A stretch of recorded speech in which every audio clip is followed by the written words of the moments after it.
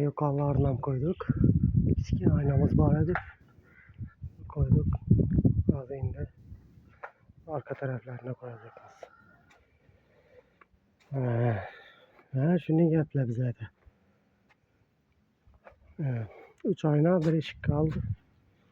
Namazı koyup versek bu oldu birinci işimiz.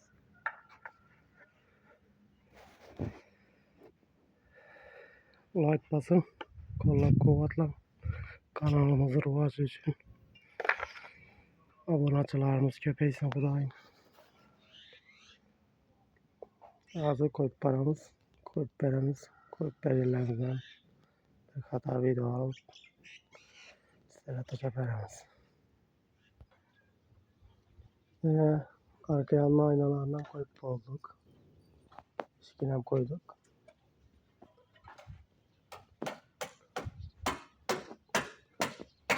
Şimdi iskinem bir hata büyüklerine kalkıp yanarız hepsek. Ne olur. Nasıl yazıp böyle çıkacak ben reklama. Yine Zalatay çılgıt başladı.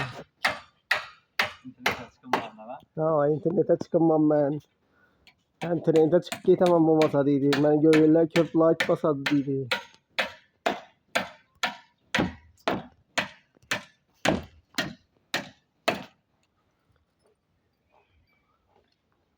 Sen ahır şunda açın gerek. Beni danağalla like basın. Başka eteyinler. Danımallarım basıverin der. Danışamız der. Kim var idi? Şunu aytmam.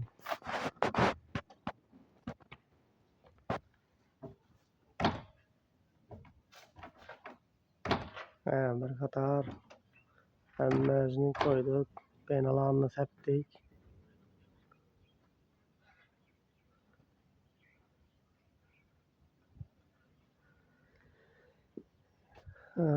Başka ne gepler? Yine şimdi gepler.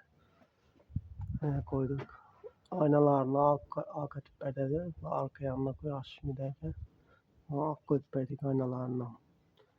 Ki ben şimdi aynı eşikler gerek olan olsa müracaat öğretse telefondan bilen koyup gidemiz. Ondan geleceğiz sıfatlatıp ses girmeden şum girmeden atıp beremiz kulak alırsa. İtibarlarınız için rahmet. Sağ olun, selamet olun. Like basın, patbiski olun. Bay olun.